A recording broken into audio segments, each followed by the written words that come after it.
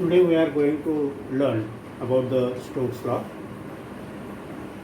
Before that we take one of the example. Now in daily life we observe that suppose if we drop one of the body in this pond, then we observe that the velocity of this body go on decreasing as depth increases.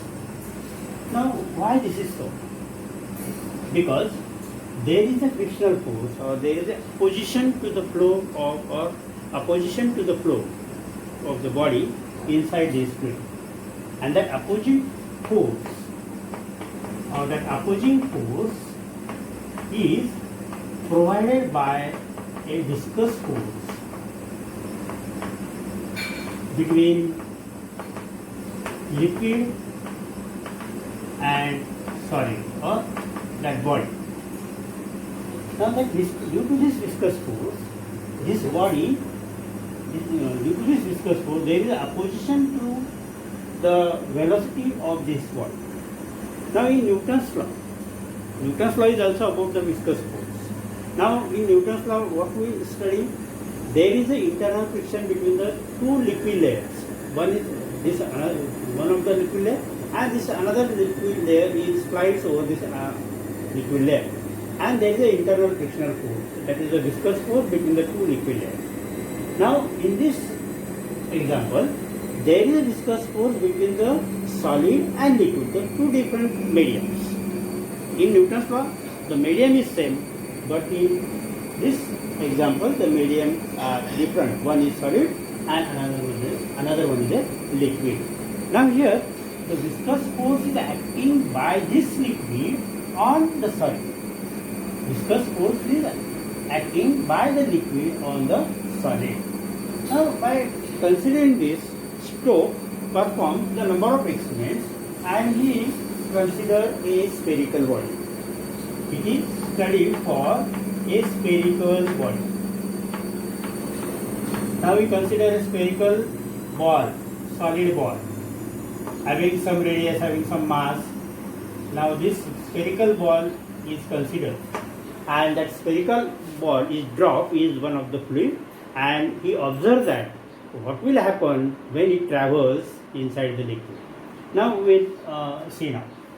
What is the statement of the Stokes law? What Stokes observed? Statement of Stokes law. What is the statement of Stokes law? Now the Stokes law is stated for a viscous force. Okay. Now it is for spherical body. Okay. Now the spherical body is dropped in the fluid. Fluid is a viscous medium. Now the statement of the Stokes law is that the viscous force acting on the spherical body in a viscous medium is directly proportional to, that f of v is directly proportional to the coefficient of viscosity of the viscous medium. Then it is directly proportional to the radius of that spherical body, and again it is directly proportional to the terminal velocity. Okay, what is this terminal velocity? That we will see in the next explanation. Now, by combining this, then we get f of v is directly proportional to eta rv, and therefore f of v is equal to 6 pi eta rv. Now, this is the equation of the viscous force according to the Stokes law. Now here 6 pi is a constant of proportionality. Now this 6 pi is obtained by performing the number of experiments by the Stokes, and he found that the value of constant of proportionality is 6 pi. Okay, now this is the Stokes law. Now here the coefficient of viscosity of the viscous medium, r is the radius of the spherical ball, and v is the terminal velocity. Now what is this terminal velocity? That we will see now. Now here consider a jar, cylindrical jar, and it is filled with a fluid or a viscous medium, suppose water, and the spherical body or the sphere is dropped inside this medium or viscous medium. It has some mass m, okay, and it has a radius r. M is suppose mass of sphere, r is the radius of the sphere. Now when this sphere travels in this viscous medium, then there are two forces acting on it. One is upward force and another one is a downward force. Downward force is acting on this sphere is nothing but the weight of this sphere. That weight is equal to what? mg. Weight of that body or weight of the sphere W is equal to what? M into g. And that is nothing but the gravitational force. We can write it as suppose f of g. This is the downward force acting on that sphere. Now, again, another force is acting on it, the spherical ball. One is the upward force, that is the viscous force. Viscous force acting by the liquid on the sphere, and according to the Stokes law, what is the viscous force? That is 6 pi eta rv. Suppose if you denote it as f of v, 6 pi eta rv. And another force acting on this spherical ball by this fluid is a Bion force. Bion force. And that suppose f of u is equal to 4 by 3 pi r cube sigma into g. Sigma into g. This is also the upward force. Now here, these are the three forces acting on it. One is downward force, that is gravitational force, mg, weight of that spherical body. Another two forces are acting in upward direction. These two forces are acting in upward direction. And this force is acting in downward direction. Now this downward force is responsible for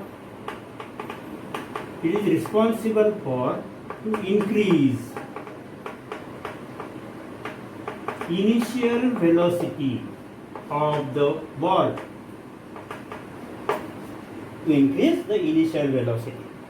Now these two upward forces are responsible for decrease the velocity of that spherical ball or spherical body. One force is responsible to increase the velocity, one force is responsible to decrease the velocity, and in between this the bob or that spherical body travels in the viscous medium. But one stage is reached, and that stage is that this upward force is equal to the downward force. One stage is reached, and that stage is nothing but the upward force is equal to downward force. These two forces are in equilibrium state. And what will happen at this stage? At this stage, if the two forces are at equilibrium, then the value of the force is constant. At that time, the velocity of that spherical is constant. And that constant velocity of that sphere is called a terminal velocity. Constant velocity of that sphere inside that viscous medium is called a terminal velocity. Now, when we get the terminal velocity?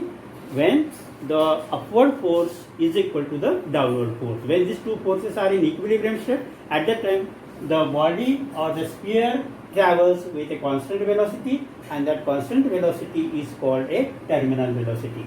Now we will derive the expression for the terminal velocity. What is the expression for the terminal velocity? Now we know the condition for that: upward force is equal to the downward force. Upward force is equal to downward force. Now what are the upward forces? One is buoyant force plus another one is a viscous force. Again, what is the downward force? That is only the gravitational force, f of g. Buoyant force is equal to what? 4 by 3 pi r cube sigma into g. What is this sigma? Sigma is the density of the spherical body. Density of the material of the spherical body. What is f of v? 6 pi eta rv according to the Stokes law, viscous force. And f of g is equal to what? mg. M is what? 4 by 3 pi r cube rho into g. 4 by 3 pi r cube rho into g. What is the rho? Rho is the density of this fluid. Rho is the density of the fluid. Now here this pi and this pi and this pi is constant on both sides, then it strike out. We can rearrange the equation for the densities. Therefore we can write it as 6 eta rv is equal to 4 by 3 pi r cube rho into g minus 4 by 3 r cube, sorry, not here pi, 4 by 3 r cube sigma into g. Now here again 4 by 3 r cube is common, rho minus sigma into g. Now this is 6 eta rv. Again here this one r gets cancelled with this r cube, then here only r square. Remaining terms are 6 eta rv is equal to 6 eta v is equal to 4 by 3 r square rho minus sigma into g. And we want the equation for this v, and therefore rearrange for the equation for the terminal velocity. V is equal to 4 by 18. Now this 6 into 3 18 into eta r square rho minus sigma into g.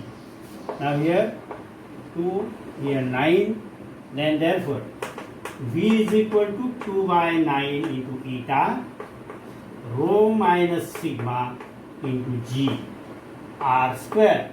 Now this is r square. Now this is the equation of a terminal velocity. Now what are the terms here? Rho, here eta is the coefficient of viscosity of the fluid, rho is the density of the viscous medium or fluid, sigma is the density of the material of the spherical body, g is the acceleration due to gravity, r is the radius of the spherical ball. By using this equation, we can calculate the terminal velocity of the spherical body, or at which velocity, at which constant velocity this body travels inside the liquid. That is the equation for, now this is the equation for terminal velocity. Okay.